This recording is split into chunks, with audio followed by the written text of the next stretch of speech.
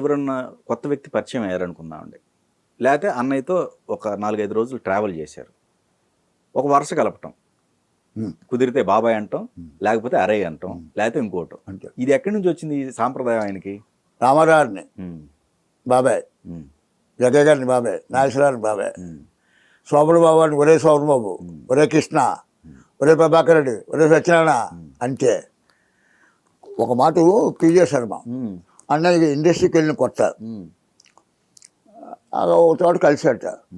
నమస్కారం అండి అన్నాడు. అప్పుడు పీజే శర్మ డబ్బింగ్ చెప్పాడు. అండి కొంచెం డబ్బింగ్ చెప్పిస్తారా, మాకు కొంచెం హెల్ప్ అవుతుంది కదా. చెప్తా అని ఇప్పుడు నేను చెప్పాను కదా, ఆ సరోజిని గారిని, శ్రీశ్రీ గారి భార్యని ఇలా పట్టిన చేస్తే ఆవిడ మనవాడేట, పాపం ఇలా కాస్త కొంచెం హెల్ప్ అవుతుంది, అబ్బాయి మేము ఎక్కువ చేస్తాడు అన్నాడు. పట్టించాడు. సరే లేవయ్యా ఓ మాట చెప్పమన్నారు. శ్రీశ్రీ గారు ఇలా డబ్బింగ్లో చిన్న బిట్టి చెప్పించి తర్వాత ఓకే పీజే శర్మకి తర్వాత నమస్కారం అని వెళ్ళిపోయాడు. మొన్నటి పాండీ బజార్లో మా అన్నయ్య ఏమో సేలు కాల్చుకుంటూ నుంచున్నాడు. అలా పీజే శర్మ పాండీ బజార్లో అవతల గట్టి మీద తెలుస్తున్నాడు, ఫుట్పాత్ మీద. ఒరే ఒరే శర్మ అన్నట్ట. నిన్న పరిచయం వాళ్ళు ఒరే అంటాడు. అంటే ఏంట్రా మళ్ళీ అంటే ఏంటి, నువ్వు ఒరే అంటే అనరా నన్ను, మనతో ఒరే ఒరే అనుకున్నావు, ఇదేంటి ఏం మాట్లాడుతున్నావు అన్నట్టు పీజే శర్మ. నేను ఒరే అంట, నీకు ఇష్టం వెళ్ళిపోమ్మా అన్నట్టు. పీజే శర్మ మా అన్నయ్య పోయాక ఇది 10 సార్లు చెప్పు ఏడ్చాడు సార్. ఓకే ఓకే ఆడేంటిరా బాబు, అదేంటది, మొదట్లో ఏమో నమస్కారం సార్ అన్నాడు, నా కొడుకు ఒరే అంటే ఎలాగుంటుంది మనకి కదా, ఎవరికి చెప్పండి. మనం మీకు చెప్పాను ఇందాక, సుధాకర్ గారు కమిడియన్, సుధాకర్ గారు కెమెరామెన్. ఆడికి 14 ఏళ్ళు 13 ఏళ్ళు వచ్చాడు, బాయ్ కింద పనిచేశాడు. నిమ్మగా డ్రైవింగ్ అయ్యింది, డ్రైవింగ్ తింగి ఉండేవాడు. మా అన్నయ్య అంటే వాడు అంటే ప్రాణం, ఒక కొడుకులా చూసుకున్నాడు. ఆ డబ్బంతా వాడి దగ్గర పెట్టాడు.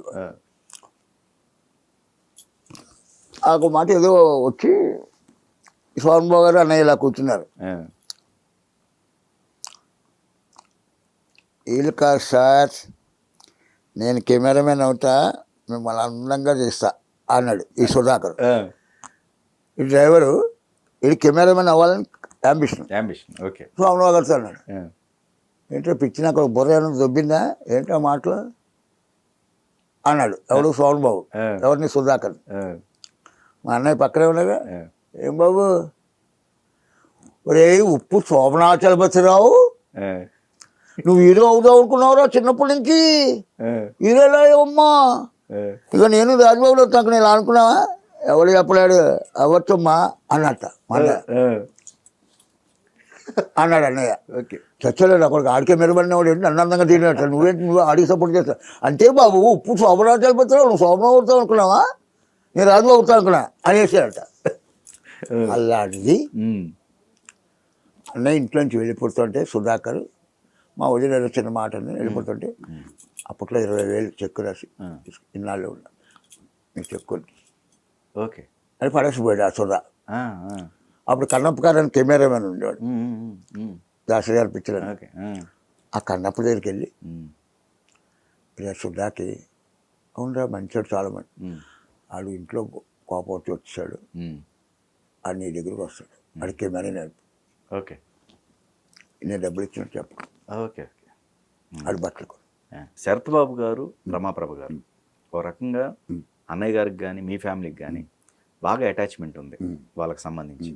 సో వాళ్ళకి సంబంధించిన సమస్యలు వచ్చినప్పుడు దాంట్లో ఏమన్నా మీ ఫ్యామిలీ ఇన్వాల్వ్ అయ్యారా? అది నిజంగా చెప్పాలంటే అండి, మా అన్నయ్య రమాప్రభు వరకు ఓకే, ఆ తన షూటింగ్లో అంతా ఓకే. శరత్ బాబుతోటి తనకి సంబంధం వచ్చాక అన్నయ్యకి పెద్దగా మామూలుగా షూటింగ్ రమాప్రభు వాళ్ళు అమ్మాయి పెళ్లి చేసుకోవడం అంతేకాని ఎక్కువ అతనితో ఎక్కువ లేదు. నమస్తే అంటే నమస్తే అనుకోవడం, ఎలా ఉన్నావు బాబు అనడం, అన్నయ్య ఎలా ఉన్నారు. ఓకే. నేనేంటంటే మేము వాళ్ళ ఇంట్లో నేను పొట్టిప్రసాద్ సాక్ష్యం గారు, రాధా కుమారి, రావు కొండలో, కేకే శర్మ అందరం కలిసి చెప్పానుక కోడలు కావాలి డ్రామాలో రిహార్సల్ చేసేవాళ్ళు. ఓకే. శరత్ బాబు దాంట్లో హీరో. అలాగా అక్కడేంటి మేము నెల గడిపేవాళ్ళం. అప్పుడు రాజేంద్ర ప్రసాద్ ఇన్స్టిట్యూట్ చదివేవాడు. వాళ్ళ రాజేంద్ర ప్రసాద్ మిస్సెస్ ఎవరు రమాప్రభ అక్క కూతురే చేసుకున్నాడు. అలాగేంటి మేము బాగా ఎక్కువ మాకు పరిచయం.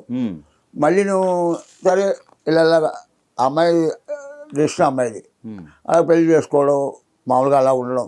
అతను ఇదిగా ఉండే మళ్ళీ మన అన్నయ్య వాళ్ళు ఏం మేము ఆ పెళ్లి విషయాలు కానీ అన్నయ్య ఏం పట్టించుకోలేదు. ఏం అడగలేదు కూడా. అమ్మాయి ఇష్టం అది, అమ్మాయి ఇండివిజువల్ వాళ్ళకు.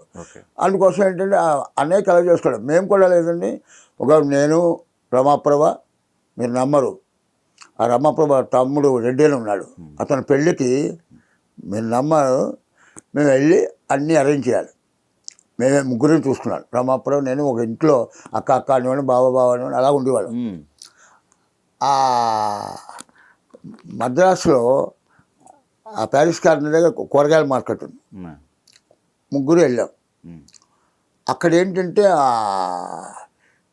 ఈ కూలీలు ఇలా బ్యాగ్ పట్టుకుని పడబాబు అంటే అలా మారిపోతారు. మన వాళ్ళు ఎవరు అందరు కూలీలు ఒకలాగే ఉంటారు కదా. అప్పుడు మేమేం చేసి నేను రమాప్రభ శరత్బాబు వెళ్ళాం. బంగాళదుంపలు కాస్ట్లీ కదా, బంగాళదుంపలు బస్తా కొన్నాం. ఓకే, నువ్వు పొడుగ్గా ఉన్నావు. బంగాళదుంప బస్తా, ఉల్లిపాయలు అరబస్తా, ఈ 2 బస్తాలు ఒకటికి ఇచ్చాం. మిగతా వంకాయలు ఇవన్నీ కలిసి ఒక బస్తా రమాప్రభ, ఇంకో బస్తా ఈ దోసకాయలు కరివేపాకు మొత్తం ఒక బస్తా నేను. బావా నువ్వు ఉల్లిపాయలు బంగాళదుంపలు కాస్ట్లీ, నువ్వు కొంచెం ఎత్తగా ఉన్నావు, నా కొడుకు చాలా మాయ ఆ మార్కెట్ వెనకాల నడిపించాం. మేము మా వాడి వెనకాల మేము ఇద్దరు నడిచాం. నేను రమాప్రభ వచ్చేసాం.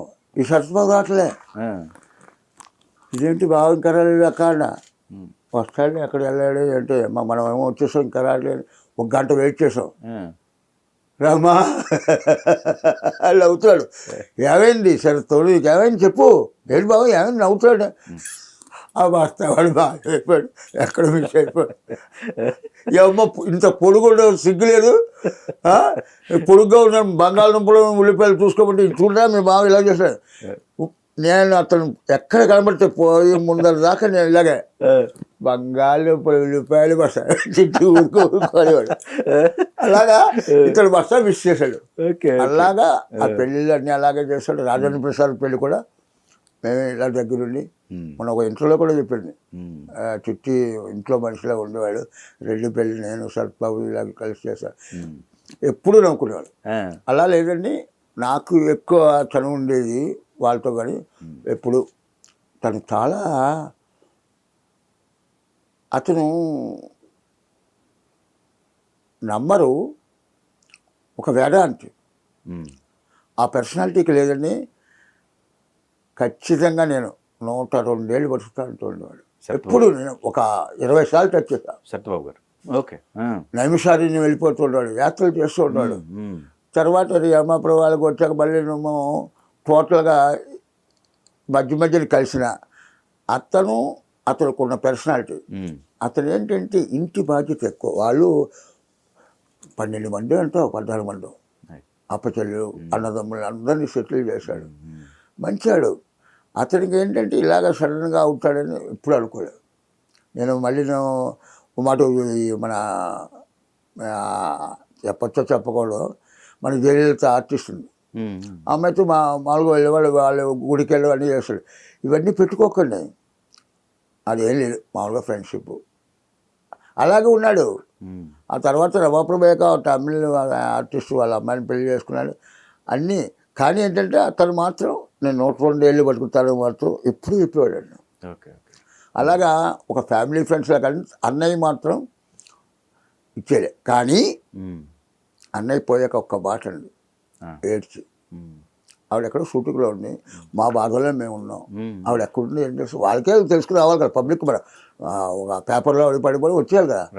ఎలాగో నాకేమో అన్యాయం చేశారు, పోయాక నాకు ఎవరికి తెలియబట్టడానికి మాకే మా తెలియవు అసలు. అన్నా కూడా ఆ అమ్మాయి అండి ఒకసారి మీ అన్నయ్య చచ్చిపోవడం కాదురా, వాడు నన్ను కూడా చంపేశాడు రా, నన్ను కూడా చంపేశాడు, వాడు చచ్చిపోయాక ఎవరి పక్కన యాక్ట్ చేయబుద్ధి చేయట్లేదురా, నేను చేయలేదు అని ఏడ్చేసింది. ఎందుకంటే ఆ జోడి అలా ఉండండి, మీరు నమ్మరు. తోటరావులో నేను రమాప్రభ జోడి తెలుసా అండి, నేను రమాప్రభ జోడి. ఓకే. అద్దొద్దు జనం రిసీవ్ చేసుకోరు. ఎందుకు నువ్వెవడు చెప్పడానికి, డబ్బు మాది, డైరెక్టర్ ఆయన అన్నాడు తెలంగాణ వాళ్ళు. ఓకే. అందులో మా ఇద్దరికి సాంగ్ పెట్టారు, మెయిన్ కమెంట్ నాది తోటరావులో.